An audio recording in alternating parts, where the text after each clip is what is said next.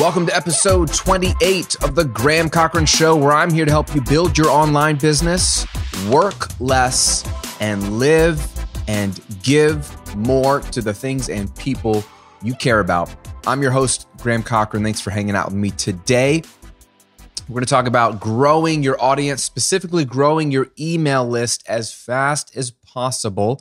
If you don't know why that's important, well, I'll get to that in a second, but it is critical that you have an email list if you want to have an online business that's putting money in your pocket while you sleep. And so if you've been dipping your toes into the water of building an online business and you've realized how important that is and you're trying to grow that email list and you're finding that it's a slow process, this episode will help you.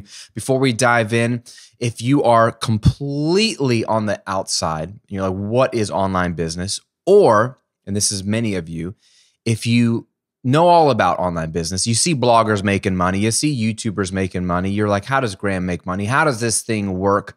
I don't understand what I'm missing, or I've got an online business come up and running, but it's really not making me any money or not much money. I feel like I'm missing something.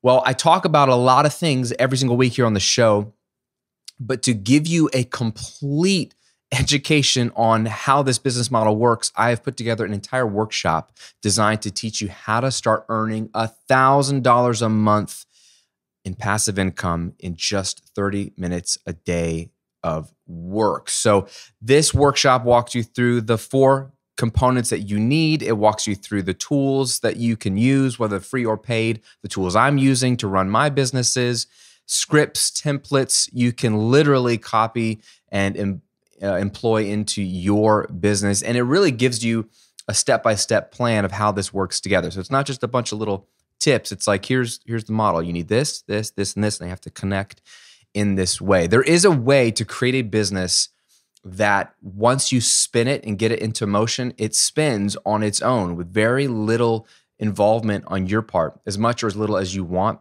And creating $1,000 a month of an income stream automated is very doable. And what that stream will do once you really start to feed it fuel is grow into a full-time income or beyond. So I want to give this training to you absolutely free. It is my passive income workshop, and you can access it right now at grahamcochrane.com/workshop. I put it out there for free so that you can dive in and start building your online business, and then we can work together and help you grow it from there. So it's all available at grahamcochrane.com/workshop.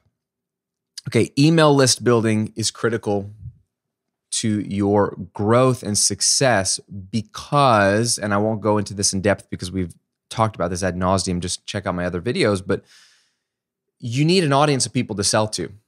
And you need a warm audience, right? If you've ever been in sales, you know what warm leads are versus cold leads. Anybody can get leads. You can find names and numbers. Like, do you ever get random phone calls in the middle of the day? Telemarketers, right? People that don't know you, that just want to sell you something, and they're calling you cold. You haven't expressed any interest in their insurance product or their shark repellent or whatever they're selling, right? But they call you, hey, Mr. Cochrane, are you interested in buying some shark repellent? No, dude. I don't swim with sharks.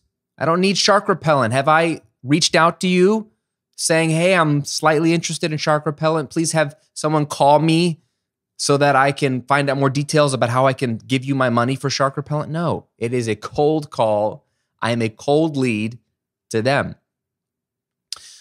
However, if I'm on, let's say, CarMax's website, browsing used cars to buy, and I ask for a quote on a specific car, and I type in my email address to get a specific quote on a car that maybe is at a different CarMax location. They shoot me an email, hey, here are the details. It would cost $200 to get the car shipped to your location. Let us know if you're interested. If they email me a week or two later saying, hey, we noticed you were looking at, Honda Civics, let's say, we got a few more Honda Civics coming in our location you might want to check out. Them reaching out to me is way more logical because I am now a warm lead to them, to CarMax. Why? Because I have pursued them moved a little closer to them somewhat, given them my contact information. Maybe I wasn't expecting to buy anything from them and there's no obligation to buy, but I've given some information and basically raised my hand virtually and said, hey, you can contact me. I'm at least interested in purchasing a car. I've at least been to your website. And so when they reach out to me, they have a better chance of converting me into a customer. Why? Because it makes sense. I was already interested in their cars, right? Warm lead, cold lead. I think we understand that concept. Now, when it comes to the internet, when it comes to selling online, somehow we let all that logic disappear, right? We think, okay, I got a digital product. Graham says digital product. I want an online course or membership site. I want passive income. So I build the thing. Maybe I jumped on Kajabi because Graham said that was awesome, and it is awesome. I built my thing. What am I missing? Oh yeah, people to sell it to. Okay, let's get as many fresh faces as possible to shove my thing in front of and see if they'll buy it. And we just do all the dumb things out of desperation because we need to make money, we want to make money, and we forget the whole, hey, don't we probably need some warm leads? Doesn't cold calling suck? Don't we hate it when telemarketers blow up our phone while we're at dinner with our family and it's a number we don't know and they're just trying to sell us something? Yeah, we hate that. So why do we expect strangers that we shove our product in front of through whatever means to feel any different, right? We need to have warm leads, which is why I'm all on the content train. I'm telling you every week to be putting out relevant, helpful, valuable, game-changing content for free. So people search, they find you like, oh, this is great. But that next step, how do I turn them into a lead? We ask to capture their email address by offering them more value through something I call a lead magnet. I give them a free guide, a free checklist, a free video series, right? At the beginning of this episode of the podcast, and I mention all the time, my passive income workshop, that is a lead magnet. I've put together an amazing training for you. That is truly amazing. But what am I asking for in exchange for it when you come to the opt-in page?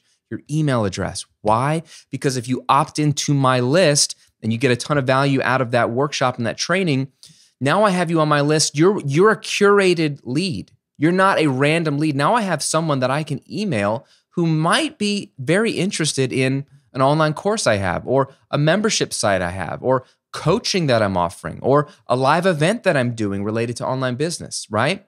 So you want your own list of warm leads to sell to.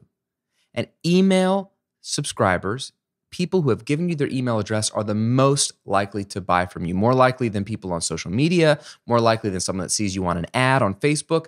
People who have given you their email address because they've consumed your content and wanted your additional free content are the most likely to buy your future stuff. That being said, if you follow me and I'm telling you content, put out blog posts, videos, podcasts, whatever, offer lead magnet, grow your list, you might find yourself frustrated with this process because guess what? It's slow. It is slow. It is enduring and it grows over time, and it's the best way to do it because every piece of content you put out there in the world will work for you in perpetuity as evergreen content, but it's slow. So that was a long ramp up to get you to the place of, if you ever felt like, hey, this is a slow process, how do I do this faster? Well, let me share with you the faster way. And let me share that with you by sharing the success of one of my students, Sarah Carter. Now, Sarah is in my six-figure coaching community, and she was inside the community a couple weeks ago, and we always ask our members to share their wins. I share my wins. I ask them to share their wins. Usually every week, I'm just trying to drop in there and say, hey, what was your big takeaway, your big win this week? It could be a sale. It could be you finally launched your course. It could be you finally moved everything over to Kajabi, or that you finally figured out what your lead magnet is. Whatever it is, share a win. Sarah shared this. Her win a couple of weeks ago was that her lead magnet, quote, got picked up by one of the other major audio community blogs or podcasts. So she's in the audio world, kind of like my business is. It got picked up by one of the major blogs / podcasts in our niche, resulting in a featured article about her and a mention on their podcast. So I've gone from 26 email subscribers to 435 and counting. Plus, my Facebook group has gone from 0 members to 53 and counting.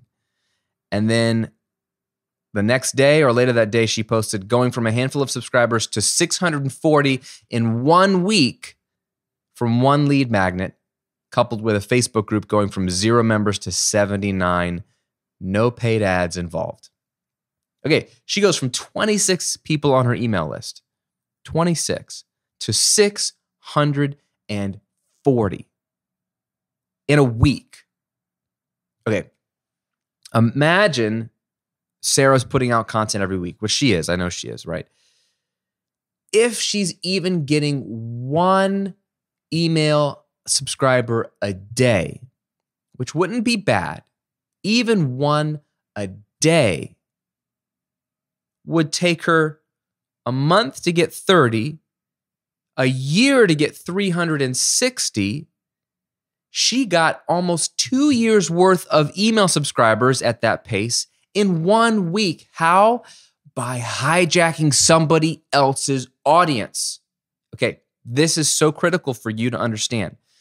When you are new, newsflash, nobody knows that you exist.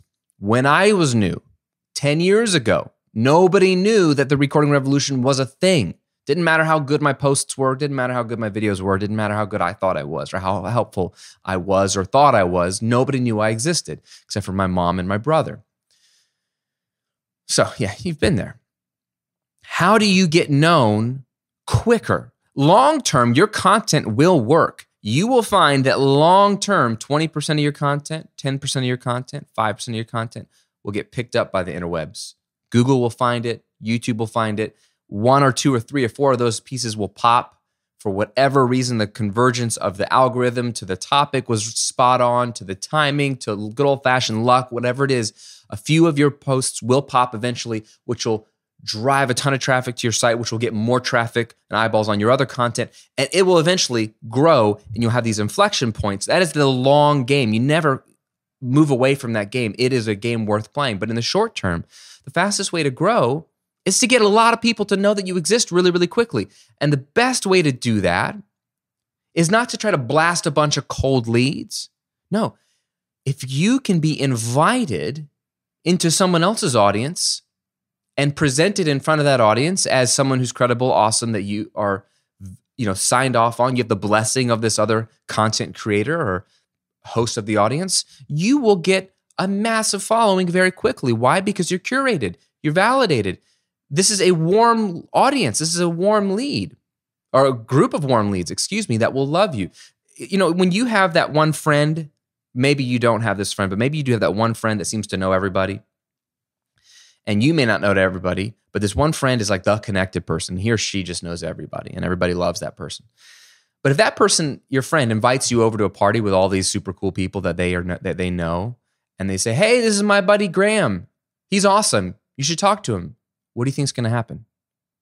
All those people are going to want to come up to me and talk to me. Why? Because I'm awesome? Well, I think I'm awesome. But no, they're not coming to me for that reason. They don't know me from Adam.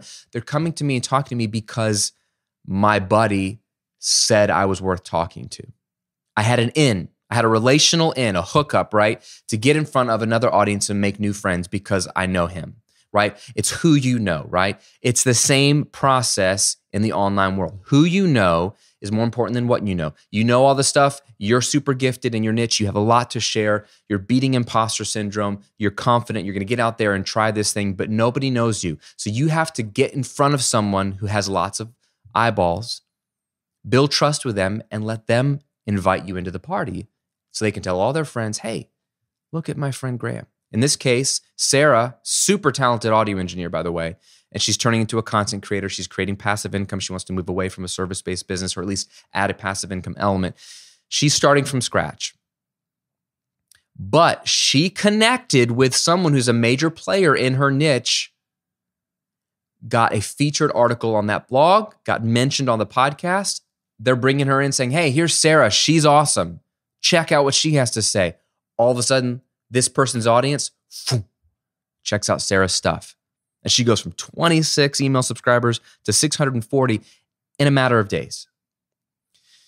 So this is it's the simple strategy. You have to hijack somebody else's audience. And by hijack, it's a violent term, but you have to position yourself in front of another person's audience. How do you do that? Well, unless you're really lucky, no one's going to come to you and say, I would love to feature you in front of my audience. That can happen. If you make friends in the industry and they just love you and they want to help you out, that can happen. That's happened to me. Years ago, one of my good friends, Joe Gilder, who runs a very similar blog to my Recording Revolution blog, and he was a few months ahead of me when I got started. We connected. I started following his blog. I loved it. He loved my stuff. And he just, out of the kindness of his heart, emailed his list, which was probably only like 1,000 people at the time or 2,000 people. And I was like Sarah, I had like 26. Emailed his list and said, hey, you need to check out my buddy Graham's site at the Recording Revolution and download his free guide, The #1 Rule to Home Recording. It's super helpful. One day to the next, I go from a handful of email subscribers to like 350 new people in one day. It was just like Sarah. I remember I was on vacation, I was checking my email, and I used to get MailChimp notification emails the moment somebody joined my list because it was so rare that someone would join my list. I wanted to know. Newsflash, pro tip for you, turn that off at some point. Just turn it off, especially when someone unsubscribes from your list. It's just not good for your heart. I have no idea who subscribes or unsubscribes or when or how many anymore. I just don't look. I check in once a month to see how the numbers are looking. Pro tip for you. But back in the day, I checked. So I checked my email one day and I've got like, my inbox is flooded with the new subscriber. And I was like, dude, MailChimp's broken. They just spammed me with all these new subscriber notifications. There's no way I've gotten 10, 20, 30, 40. I'm going through, block by block in my inbox and realizing, dude, there's 340 new people that just joined my email list. Where are they coming from? And then I checked my inbox and I saw, because I was on Joe Gilder's email list, I saw his mass blast his list telling them to join mine. Okay, I got really lucky. Joe was a good friend. To this day, we were great friends. We've done business together. We've done workshops and in-person live events together. Good dude. But even back then, we didn't know each other that well, and he just, out of the kindness of his heart, shared his audience with me. That can happen, but don't wait for that to happen. Instead, your goal is to connect with other people in your space, number one, or in complementary spaces, number two. So the in your space is obvious. If you are a fitness person, fitness instructor, you need to find other fitness instructors. Now, there are going to be huge ones. Don't go after beachbody.com, right? And try to somehow get a guest post on there. They're just too big. Okay. I have done guest posts and guest content for really, really big brands with like 1 million subscribers and gotten 0. I was lucky enough to get the guest post. I had to bug people for 6 months to get on there. Finally got on there and I got 0 email subscribers from it. But I've done guest posts for people with a 5,000 person email list and gotten hundreds and hundreds of new email subscribers and some product sales. So size isn't what matters as long as, one, they have a larger audience than you, and two, they're in the same niche or a complementary niche. So if you're a fitness instructor, the same niche would be other fitness instructors. So are there people that are just a year or two ahead of you that you don't know their email list size? Usually that's not public, but if you look at their social platforms, maybe on Instagram, maybe on Facebook, they're bigger than you. Maybe on YouTube, they're bigger than you. And so you can have an indication that they've been around longer, have a larger audience, they have more eyeballs than you. Anyone with a bigger audience than you that's going to have reaching the same type of people you're trying to reach is a great fit. Why would they want to feature you on their blog or on their channel? Why would they want to feature you? Well, for one, if you've been a content creator for a day, you can run out of ideas really easily. And you know that content is key. Pumping content out is the fuel that drives this machine. And at some point, every content creator hits that roadblock of, dude, I don't know what else to talk about. So content creators run out of ideas. You can reach out to any one of these people that are potential competition, but remember, I don't like that word. I like collaborators instead, and offer to collaborate and say, hey, I love your channel. I love your podcast. I love your blog. I'm doing a similar thing over here, but you know what? I love when you talked about X, Y, and Z. That post was so helpful. Or your analogy in that video on whatever really was crystal clear. I think that was a brilliant use of that. I think one thing you do super well is when you talk about X, Y, and Z, love it, love it, love it, or love the story you told on that one episode of your podcast. When you reach out to somebody as like, hey, I'm in your space, but I'm just a fan of you. Specifically, here's why. Oh, that means I pay attention and I'm not just blasting you with a random blast. People feel loved, they feel respected, and at the very least, they're like, hey, this person's cool. Now, if you sneak in, hey, I'm a lot smaller than you, I'm just getting started and I'm trying to reach out to more people and add value to more people. And you know what?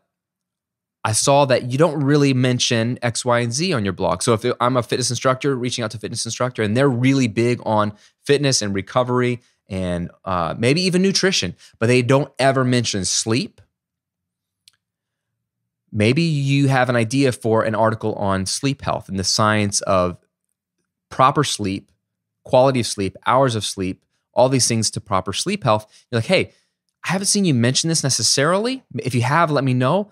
But I have a couple of ideas on how we could do 3 steps to turn your sleep into faster recovery or lose weight by sleeping better or something like that, where you pitch them an idea that might fill a gap for them or be a piece of content they haven't thought of or that they see could be super valuable for their audience, that they would love to have the SEO on their site because they haven't covered that. And so in essence, you're gifting them a piece of content that will give them SEO. And in exchange, you just want to be put in front of their audience. And so they're like, hey, today's guest post comes from Graham. He's a super awesome fitness instructor at superawesomefitness.com. Check it out. And then there's my blog post, or if it's a video, there's my guest video. And at the end, big importance, you want to pitch your lead magnet. Hey, and you can get super slick and customize your lead magnet for that audience. So if I'm doing a guest post for superdopefitness.com, I can say, hey, thanks for enjoying this blog, this guest post. If you found it helpful, I want to give you a gift just for being a superdopefitness.com member. I've got an entire 7-step guide to better sleep and health checklist that you can download at Graham's site /superdopefitness, right? It's a custom URL, it's a custom gift, custom lead magnet for their audience. Just make a separate opt-in page. It can be just the same lead magnet you always give, but you could tweak it. You could have a different welcome or thank you page or something, but make them feel special. But whatever it is, as long as you point them to a lead magnet that makes sense for them, the people that enjoy the post, just like your content, will click over and opt in. Not everybody will, but enough will. And now you're in front of that audience. So content creators run out of ideas, and that could be a simple way to add value. Also, though, another way to get in front of these other people with their audience is to just connect with them and add massive value where they trust you and love you. And you eventually can do that in exchange for an email being sent out to mention you or mention your lead magnet or mention one of your blog posts or whatever. A good example of this for me, and I think I've shared this story before, is on the Recording Revolution side of things. I got an email from a guy years ago named Rob, and the subject line said, "Read The Go-Giver. It blew my mind. Thanks so much." Okay, The Go-Giver is one of the books I recommend the most. And when I see that subject line, I'm for sure going to read it because anyone that makes a book recommendation, especially if it's a book they've read, a lot of people give book recommendations, they've never read a book, but please only recommend stuff you've read completely.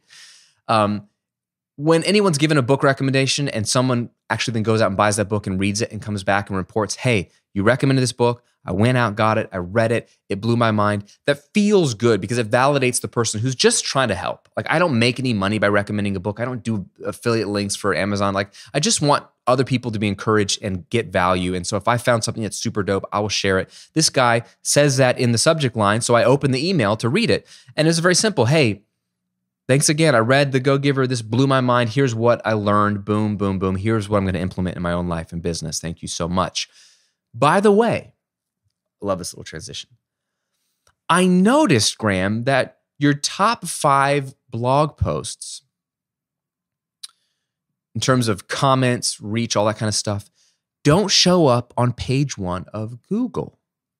And I was wondering if you had done any specific SEO for these posts.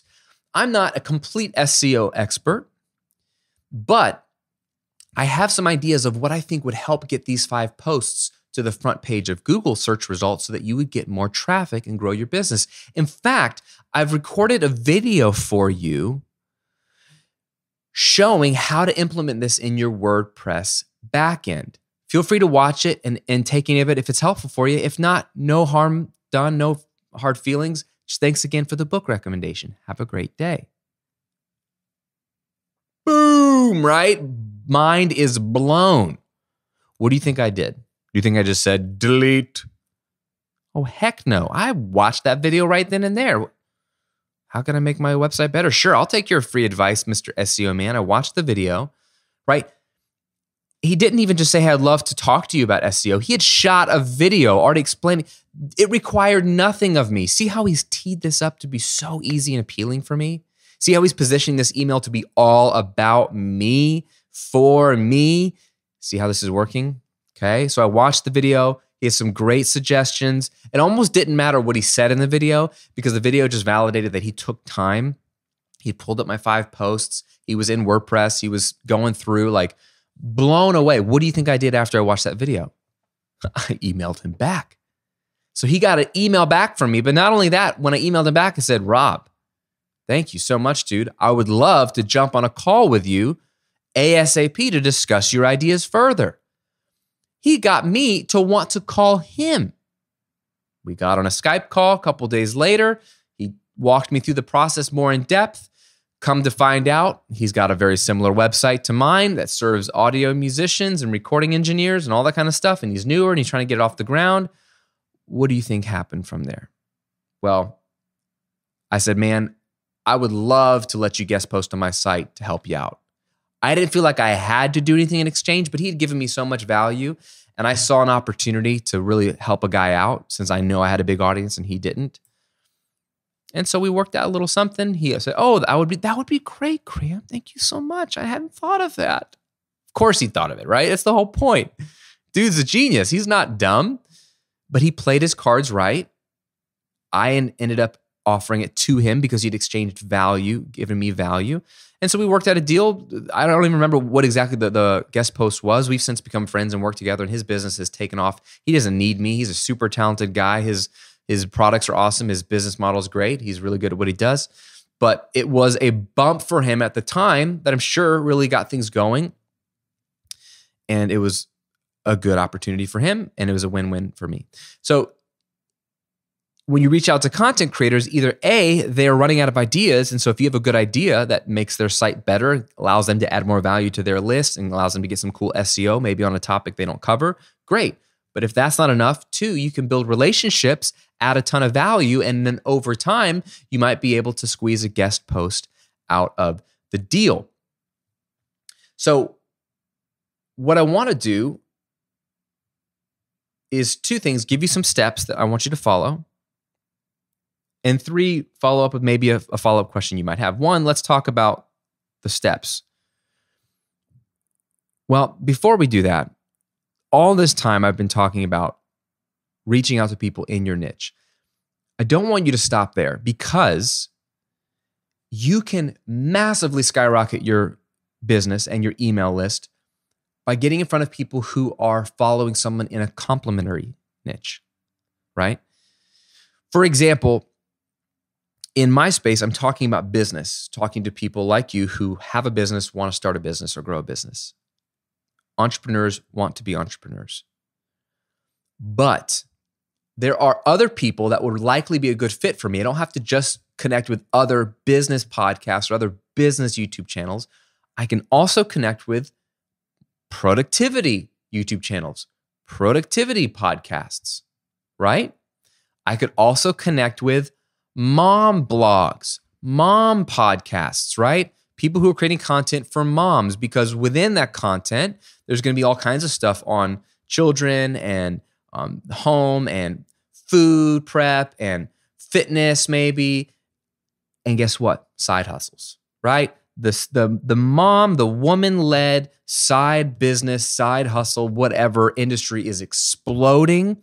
And so if I connected with someone who runs a popular mom blog, they might want to feature a guest post on how to start an online business. And maybe they don't know much about that, is one scenario, or they know a lot about that, but they don't feel like they're the expert, or they want to add more credible value by bringing someone like me on. Now, The mom blogs are huge, by the way. Huge. They're crushing it right now. If I were a mom, I would start a mom blog because you could crush it. But that would be a complementary niche to me. And I would want to have a list of those types of people as well. Going back to the example I shared earlier of how I did a guest post for a massive company that had over 1 million followers, and I finally got the guest post, and I got like zip email list growth from that post. And it was an awesome post. I worked really hard on it. Okay, well, I have a friend who has an amazing brand. Her name's Nancy Ray, and she is a super talented photographer, and she's transitioning. She's in transition out of her photography business into a woman's lifestyle brand, kind of like a Christian Oprah, let's say. And she covers a lot, being a working mother and also taking care of babies at home, running a business, contentment, marriage, health, your spiritual walk as a Christian. She covers a lot of things for Christian women. And so she has a loyal following. People love Nancy. And I noticed she was on maternity leave for 3 months. She had her latest baby, and I knew she was on maternity leave. And she was getting a lot of guest posts because she was trying to fill in the gaps while she wasn't working. So I reached out to Nancy. I said, Nancy, and this is almost like a test. It was right after this big blog post went out for this massive company, and nobody really did anything with it. I said, Nancy, I know you're looking for guest posts. Would you ever be interested in me creating a guest post for you on the topic of starting a side business, even when you're like super busy or something like that? Would your audience find that valuable? And I would talk about boom, boom, and boom, bullet point, bullet point, bullet point. And now I have a friendship with Nancy, so that helped, but this is a good example. She said, that sounds great. Run it by my content manager. We fleshed it out. I said, great, I'll get the post over to you next week. Got it over. They posted it in a week or two or whatever, whenever it went live, emailed it out to their list. And I think her list is a pretty good size, but it might be around 10,000 people, and I can't remember. So Nancy, if you're listening, I'm sorry if I'm way off, but I thought it was around 10,000. All that to say, way smaller than this massive company that I did a blog post for. And I got hundreds and hundreds of email subscribers, maybe 500 or 600 in a day. And 1 or 2 people bought a course that day. It converted so much better. And it wasn't a business blog, right? It was my content would be a sub niche of her Christian women's lifestyle content. But it was a good fit for those people. And it was a good fit for her and added value. So think about people in your primary niche and don't be afraid of them, even though they have the same audience. You can make friends. I would rather you make friends with people in your niche. They're doing the exact same thing you're doing. And then say, hey, love to get in front of your audience, but do it in a way that adds value to them and is positioned in a way that they actually want you to as well. But then also complementary niches. So here are the steps, going back to the steps.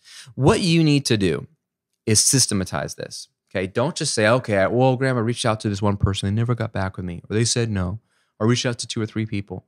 Not enough, right? Pareto's principle, the 80-20 rule, tells us that most people are going to say no or not even respond to your email. So we have to play the game, and it's a numbers game, and systematize it. So let's say you want to do 2 really good guest posts with 2 different people that hopefully send you a lot of traffic. Well, I'm going to say if I emailed 10 really good people in my niche, 8 are never going to get back to me. 2 might say yes, or 2 might even just get back to me, and maybe 1 will say yes. Maybe.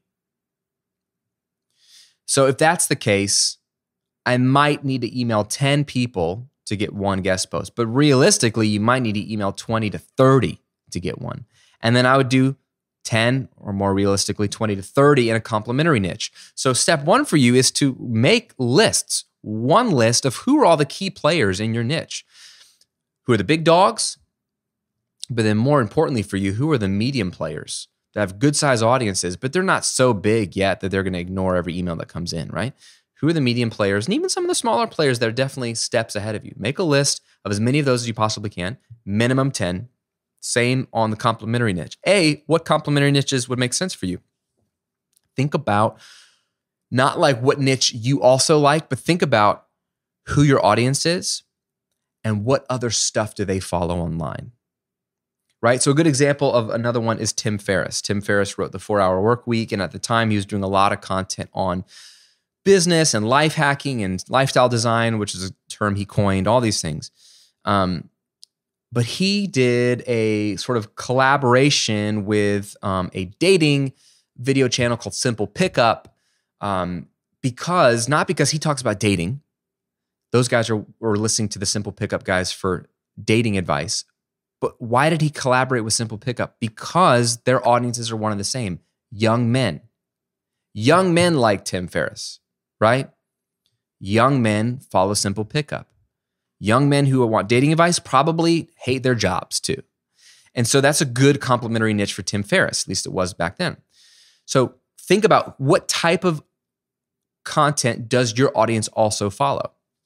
If you're reaching out to women primarily, what other stuff do your women follow? If you're reaching out to men, what other stuff do your men follow? If it's men and women, like in my case, with the Recording Revolution, they're following me for audio and recording. What else are they interested in? They're probably just interested in music at large. So maybe just like, fan sites or guitar playing sites or how to like grow your like fan base sites. There's whole channels on like the music industry that have nothing to do with recording and producing, but those would be very complementary, right? It would make sense. On the business side of things, like I said, mom blogs or productivity sites for me would be good complementary niches, right? So think of what type of complementary niche and then have at least 10 audiences or 10 content creators on that list, minimum. 10 that are in your niche, 10 complementary minimum. And then you reach out to them and you show that you know what they're all about, compliment them, something very specific. You're honest about who you are, what you're trying to accomplish. They're going to know that you're newer. But offer to do a specific guest post that you think actually would fit their audience because you've done some research. So this might mean 10 different pitches to 10 different people. It might not be the same stupid blog post that you want to blast to everybody and get as a guest post. You might have to be creative, go figure, and do a little bit of work. But again, if you reach out to 20 different people and you only got one blog post, one mention, one guest video, one collaborative podcast, right? One whatever, and it tripled the size of your email list, or in the case of Sarah, what did she, 2,000% growth or 3,000% growth? Wouldn't it be worth it? Absolutely. These are these inflection points that help you grow your email list, which really get things going. You are doing what you can control, the content game that never stops, and you will see that pay dividends over time. But the fastest way to grow your email list is to partner with other people and hijack their audience in a loving, value-adding kind of way. Now, one question that comes up, and you might be asking yourself, maybe not, is, well, Graham, what about paid advertising? Why don't I just run Facebook ads? Isn't that faster? Again, I go back to what we talked about at the very beginning, cold leads versus warm leads. Facebook are cold leads. Now, you might argue that you can target your ads in Facebook or Instagram, same thing, or wherever you're advertising. So you can say, please show my ad to people who follow this content creator or who like this Facebook page or whatever. So when you show up, your stuff is less cold than just showing up in front of everybody on Facebook, right? So yes, you can do that. But, this is a big but, remember what advertising is. Advertising is an interrupt model. Okay, it is an interrupt model. For better or for worse, that's what it is. It interrupts an experience to say, hey, look at me. Now, if you have paired an advertiser well with the content that you're interrupting, it's at least somewhat relevant because the person watching it might be likely to buy it. That's why when I watch football on Sunday afternoons, I see a lot of pizza commercials and truck commercials and beer. Trucks, beer, and pizza. Why is Fox and CBS and NBC and ESPN, why are they showing me truck, beer, and pizza commercials during football games because it's probably men who watch football predominantly. And what do they like? Trucks, beer, and pizza. So yes, they're interrupting my football experience, but in theory, it's with something that I enjoy. Now, I don't like trucks, but I like beer and I like pizza. So 2 out of 3 ain't bad. But still, it's an interrupt-based model. It can work, and it can work really, really well, but it's interruption. Same thing on Facebook. I'm scrolling, looking for stupid cat videos or memes. And all of a sudden, you interrupt my stupid cat video or meme experience with your ad.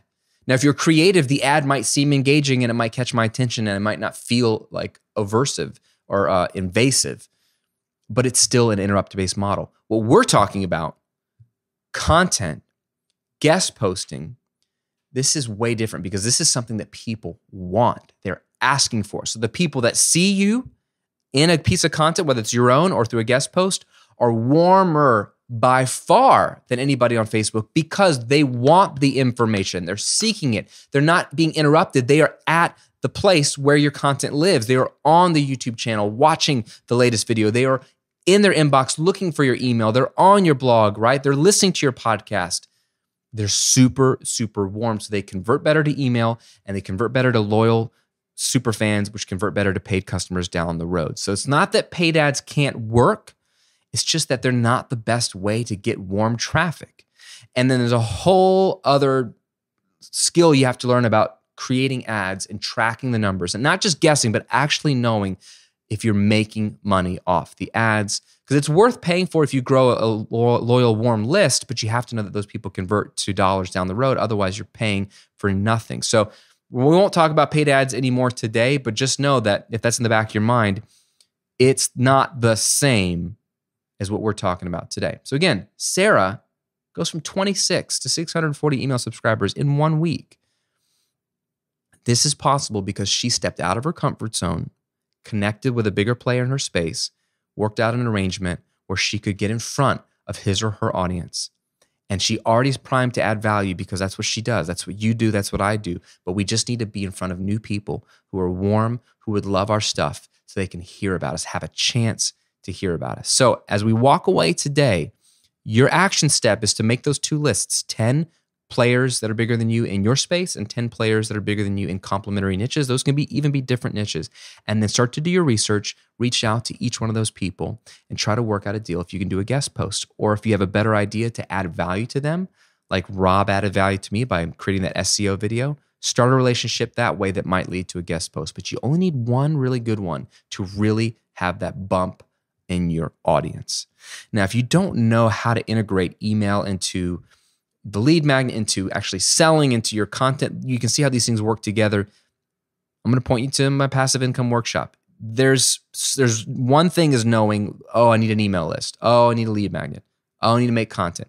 That's one thing. Putting them all together into a system that's going to be profitable for you is an entirely different thing. That's why I saw the need for this model to be clearly articulated. That's why I give this workshop away for free so that you can figure it out and go build your $1,000 a month or more in automatic income in just 30 minutes a day of work. It's all free. Check it out, watch it, and then let me know what your big takeaway is from it.